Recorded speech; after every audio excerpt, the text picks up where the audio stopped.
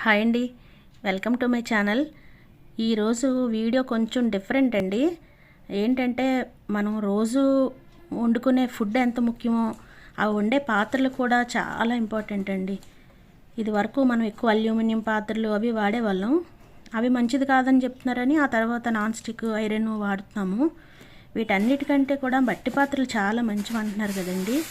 మనం ఏ health channels చూసినా, ఏ nutrition channels చూసినా మెయిన్గా క్లే పాట్స్ అసలు ఎటువంటి కెమికల్ లేని మట్టితో చేసే పాత్రలు కాబట్టి మనకి చాలా మంచిదని చెప్తున్నారు ఆరోగ్యానికి.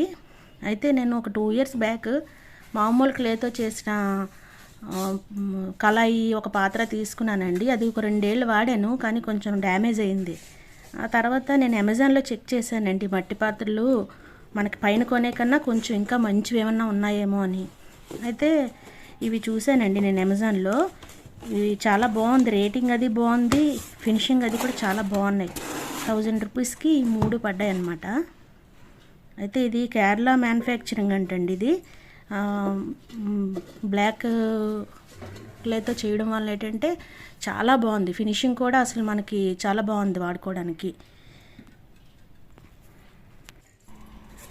కుండలు అమ్మే వాళ్ళ దగ్గర చాలా దగ్గర చూశానండి, ఈ క్వాలిటీ అయితే ఎక్కడ కనిపించలేదు. అసలు వెజ్ కన్నా నాన్ వెజ్ అయితే చాలా టేస్ట్గా ఉంటాయి.